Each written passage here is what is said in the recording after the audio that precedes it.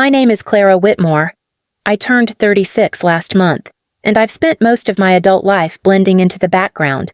I teach literature at the community college in Savannah, live in a narrow brick townhouse near the river, and wear hand-me-down pearls from my grandmother instead of diamonds. People often mistake quiet for weakness. They confuse modesty with shame. Tonight, my parents made sure the whole city believed that about me. The Whitmore Gala was supposed to be a celebration of their sudden fortune, a fortune that had landed in their laps just 6 months ago. The ballroom of the Pulaski House glowed with chandeliers, silver trays of champagne, and the chatter of Savannah's oldest families. I kept close to the wall, half hidden by a marble column, watching my mother in her emerald gown and my father in his new tailor-made tuxedo. They were radiant, drunk on money and approval. It happened so quickly I almost doubted my ears. My mother raised her glass, scanning the crowd until her gaze fell on me. "Some people," she said, voice sharp enough to carry across the hall, "simply don't belong in this world. You're an embarrassment. Clara, you are not welcome here." Laughter uneasy, scattered moved through the room. Heat burned my throat, but I didn't flinch. I adjusted my shoulders, feeling the familiar leather of my satchel under my arm. My father nodded at her words, lips curled into the thin smile he reserved for disappointment. I stepped forward, weaving through sequined gowns and black suits, until I reached the edge of the stage where they stood basking in the spotlight. My hand was steady as I drew out a thick envelope and passed it to Margaret Hale, the estate attorney who had been waiting silently near the orchestra. "It's time," I whispered. Margaret's eyes flicked to mine, then to my parents, who were still smiling as though nothing could touch them. The band struck up another song, but I knew the music wouldn't last, because beneath the glitter and applause, the true weight of their inheritance and the conditions they had ignored was about to surface. 6 months before that glittering night in Savannah, I stood beside my parents in the paneled office of Hale and Associates. The air smelled of cedar and leather-bound ledgers, as if the walls themselves had soaked up a century of family secrets. Margaret Hale, my grandmother's attorney, adjusted her glasses and placed a folder on the table between us. "Your mother's estate has been settled," she said calmly. "Elaine, Victor, you are the beneficiaries of $33 million. I watched my mother's lips part in astonishment, my father's hand tightening around the armrest of his chair. For a long moment they didn't speak, only stared at the number printed in bold on the page. Then Mother's laugh broke the silence light, nervous, disbelieving. Father leaned back, a grin spreading across his face as though he had been waiting his whole life to be recognized by figures like these. Margaret's voice cut through their awe. "There are stipulations." She tapped the folder, her tone precise. "A minimum of $500,000 must be donated annually to approved charities. Respectful relationships must be maintained with all surviving family members, and any public humiliation or rejection of family will trigger immediate review by the Oversight Committee." The room chilled. My parents exchanged glances, then shrugged almost in unison. "Of course," my mother said, waving a hand. "Appearances are everything, aren't they? We'll play the part." I noticed the way Father's eyes lingered not on the conditions, but on the list of investment accounts. To him. The clauses were footnotes. To her. They were a costume she could wear when convenient. Neither of them read the fine print twice. I kept silent, though a knot twisted low in my stomach. My grandmother, who had lived through the Great Depression, had built these conditions with purpose. She knew money without boundaries corrodes. I could almost hear her voice in Margaret's careful phrasing. Wealth without dignity is a curse, not a gift. My parents left that office already rehearsing which charities would look best in photographs, which gala tables would seat them closest to Savannah's elite. They never looked back at me, but I remembered every word Margaret read aloud, and I knew someday those conditions would matter. Teaching at the community college had never made me rich, but it gave me something my parents never understood: purpose. I loved the mornings when the campus was still damp from Savannah's humidity, when my students carried coffee in chipped mugs and sat waiting for stories about Whitman and Morrison. For me, those classrooms were enough. For my parents, they were evidence of failure. The comparisons began long before the inheritance. At every family gathering, my mother would announce with theatrical pride how my cousin Nathan had become a surgeon in Charleston, how Lila had joined a law firm in Atlanta. Then her eyes would drift to me, pausing just long enough for the silence to become pointed. And Clara, well, she teaches English, she'd add, as if it were a hobby rather than a profession. The jabs grew sharper after the money came. Invitations still arrived, but I knew I was being summoned to play a part. At a Sunday brunch that summer, my father leaned across the table, his voice low but sharp. "You could have done more with your life. Clara, you've settled for mediocrity while others reached higher." My mother didn't contradict him. She never did. The worst moment came that December. The Whitmore Christmas dinner had always been noisy, crowded, with too many crystal glasses on the table. That night, after wine loosened tongues, one of my uncles praised the family's legacy of achievement. Mother laughed, then turned to me. "Well, not all of us. Some of us prefer to stay small. Clara is our family's embarrassment. Bless her heart." The laughter that followed was thin, uncomfortable. I felt the heat creep up my neck, my fork slipping against the china. No one defended me. No one stopped her. That was the moment something hardened in me. I excused myself, went upstairs, and sat in the quiet of my childhood bedroom. From my bag, I pulled a small notebook. On the first page, I wrote down her exact words: "Our family's embarrassment." From that night on, I wrote everything. Every insult, every sideways glance, every time they treated me as less. What began as a notebook became a record, quiet, steady, undeniable. The invitation to lunch at the Savannah Yacht Club arrived on thick embossed stationery, my mother's neat handwriting instructing me to dress appropriately. I almost didn't go, but curiosity outweighed caution. By the time I arrived, the sun was bright on the water, the docks lined with white yachts polished to perfection. Inside, the air smelled faintly of lemon polish and sea salt. My parents were already seated near the window, their posture as sharp as their tailored clothes. A chilled bottle of Chardonnay stood in a silver bucket between them. Half drunk, my father greeted me with a nod that felt more like an evaluation than a welcome. The conversation began with pleasantries how my classes were going, whether I had plans for spring break.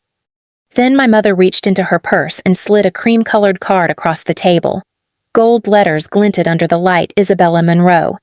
Image consultant. Clara. "Darling," she said softly, though her tone carried steel. "We think it's time you considered some improvements. Isabella works wonders. She can teach you how to present yourself properly in social settings." I picked up the card, turning it over in my fingers. Hourly rates were printed in tiny font on the back, $500 per session. "You want me to hire someone to teach me how to exist around you?" I asked. Father leaned forward. "It's not about us. It's about appearances. You make things harder than they need to be. If you want to be part of this family's future, you need to adapt." I set the card down carefully, sliding it back across the white linen. "I'm not ashamed of who I am." Mother's smile thinned.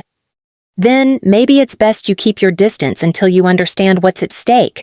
The waiter arrived with plates of shrimp salad, but the taste in my mouth was already bitter. The rest of the meal passed in brittle small talk, every word balancing on unspoken rejection. That night, back in my townhouse, I opened the drawer where I kept my grandmother's rosary and the notebook of insults. My hands shook, not with anger, but with resolve. I found the business card Margaret Hale had pressed into my hand at the funeral. I dialed the number. "Margaret, it's Clara Whitmore. I think it's time we spoke. Margaret Hale met me in her office 2 days after my call. The building sat on Oglethorpe Avenue, a red brick structure that had once been a cotton merchant's townhouse. Inside, her office smelled faintly of ink and old paper. She gestured me into a leather chair, her dark eyes watchful but not unkind. "You said you've been keeping records," she began. I opened my satchel and laid the notebook on her desk. The worn cover had grown thick with folded notes, receipts, and photographs tucked between the pages. I slid out a stack of printed emails where my mother criticized me to relatives, a thread of texts where my father referred to me as the family's burden, and a flash drive containing recordings from dinners and gatherings. One of them captured my mother's voice, crystal clear. "Clara is our family's embarrassment." Margaret flipped through the materials, her brow tightening. "You've been thorough." "I didn't plan for this," I admitted. "At first, I just needed proof for myself, to remember I wasn't imagining the cruelty. But after the inheritance, it became something else." She nodded. "Your grandmother anticipated this possibility. The Oversight Committee exists for a reason." Clause 7, Subsection 2. Respectful family ties must be maintained. Clause 12. Subsection 4. Public humiliation or rejection of family results in review. If these conditions are proven violated, the inheritance can be frozen or revoked. Her voice was steady, almost clinical, but I felt my stomach twist. What happens if they lose it? The funds revert either to you as surviving heir or, if you decline, into a charitable trust as stipulated. But the committee requires clear, consistent evidence. They don't act on hearsay. I leaned back, staring at the neat piles of evidence. Part of me felt sick, like I was betraying them. Another part remembered the sting of every slight, the way silence had become my shield. Margaret's gaze softened. "You need to decide. Clara, do you want to pursue this once we set it in motion? There's no turning back." I thought of my parents at the yacht club, sliding the consultant's card toward me as though I were a problem to be corrected. I thought of the Christmas laughter, the way my name had become shorthand for failure. "I don't want revenge," I said finally. "I don't want their money. I just won't let them keep using it as a weapon while pretending the rules don't apply to them." Margaret closed the file gently. "Then we'll let the truth speak for itself." Margaret Hale met me in her office 2 days after my call. The building sat on Oglethorpe Avenue, a red brick structure that had once been a cotton merchant's townhouse. Inside, her office smelled faintly of ink and old paper. She gestured me into a leather chair, her dark eyes watchful but not unkind. "You said you've been keeping records," she began. I opened my satchel and laid the notebook on her desk. The worn cover had grown thick with folded notes, receipts, and photographs tucked between the pages. I slid out a stack of printed emails where my mother criticized me to relatives, a thread of texts where my father referred to me as the family's burden, and a flash drive containing recordings from dinners and gatherings. One of them captured my mother's voice, crystal clear. "Clara is our family's embarrassment." Margaret flipped through the materials, her brow tightening. "You've been thorough." I didn't plan for this, I admitted, at first. I just needed proof for myself, to remember I wasn't imagining the cruelty. But after the inheritance, it became something else. She nodded. "Your grandmother anticipated this possibility. The Oversight Committee exists for a reason." Clause 7, Subsection 2. Respectful family ties must be maintained. Clause 12. Subsection 4. Public humiliation or rejection of family results in review. If these conditions are proven violated, the inheritance can be frozen or revoked. Her voice was steady, almost clinical, but I felt my stomach twist. What happens if they lose it? The funds revert either to you as surviving heir, or, if you decline, into a charitable trust as stipulated, but the committee requires clear, consistent evidence. They don't act on hearsay. I leaned back, staring at the neat piles of evidence. Part of me felt sick, like I was betraying them. Another part remembered the sting of every slight, the way silence had become my shield. Margaret's gaze softened. You need to decide. Clara, do you want to pursue this once we set it in motion? There's no turning back. I thought of my parents at the yacht club, sliding the consultant's card toward me as though I were a problem to be corrected. I thought of the Christmas laughter, the way my name had become shorthand for failure. I don't want revenge, I said finally. I don't want their money.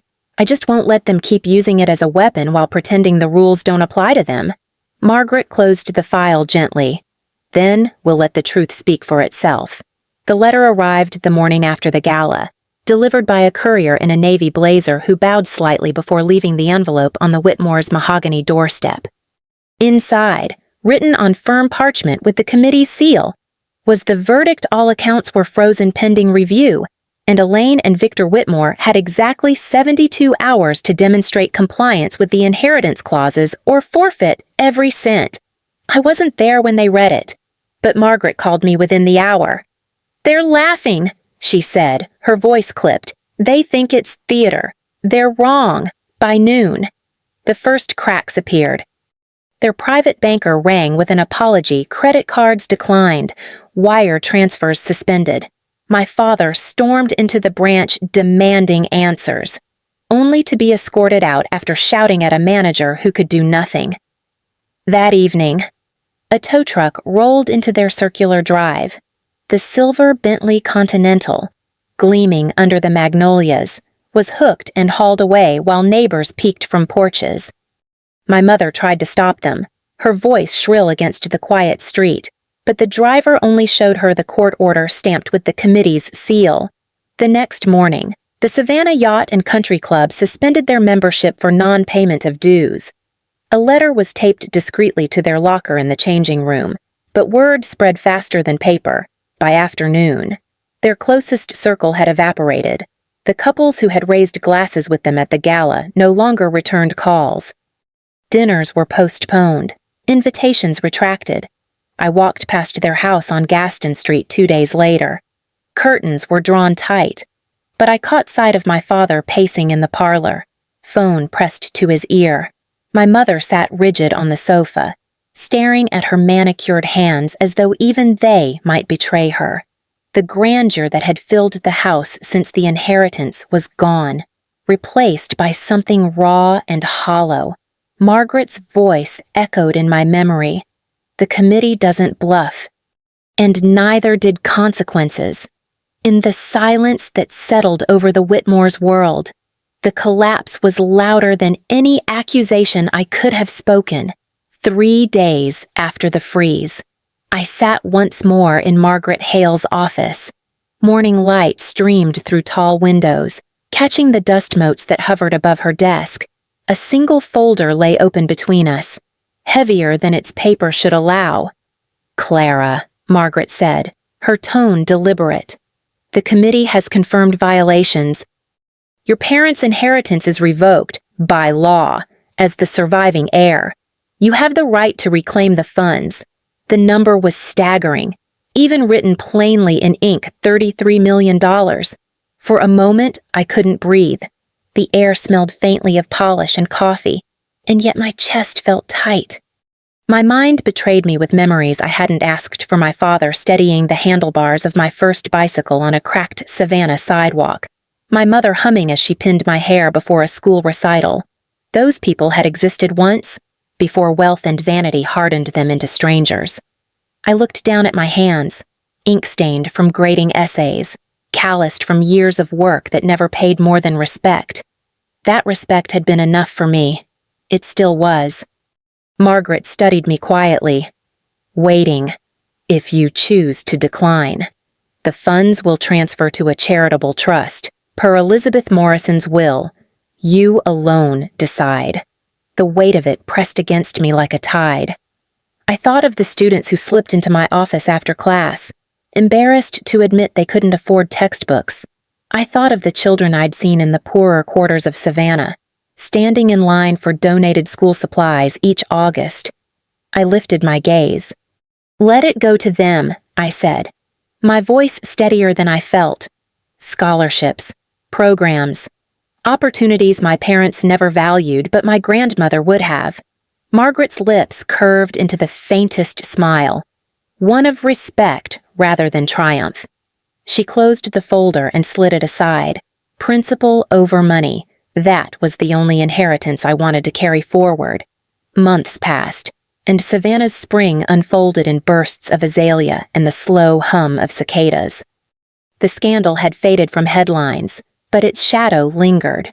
My parents rarely left the house on Gaston Street. When they did, their steps were hurried, eyes down. The once bright windows of their parlor stayed shuttered. The laughter that used to spill out replaced by silence. Meanwhile, the inheritance they lost had found new life. The committee established the Whitmore Morrison Fund for Literacy, and I was asked to serve as its director. Every week I walked through the converted warehouse near River Street, where rows of donated books filled wooden shelves and children sat at long tables with volunteers. We built programs for teenagers who dropped out, classes for adults learning to read for the first time, scholarships for students who needed more than good intentions to reach college. One afternoon, I stood by the door as a boy held up his first library card, grinning wide enough to light the room. In his triumph, I saw the legacy my grandmother had intended: not gowns, not country clubs, but a future stitched together by dignity. There were moments when I thought of my parents, of the people they had been before greed sharpened their edges. I wondered if they watched the news segments about the fund, if they recognized what their arrogance had cost them, but those thoughts never lingered long. That evening, as I left the center, the cobblestones of Bay Street still damp from a passing shower, I felt something unfamiliar ease. My shoes clicked against the pavement, and for once, the city seemed to move with me, not against me. I paused at the corner, looking back only once. Their house stood in the distance, a dark silhouette against the glow of the square.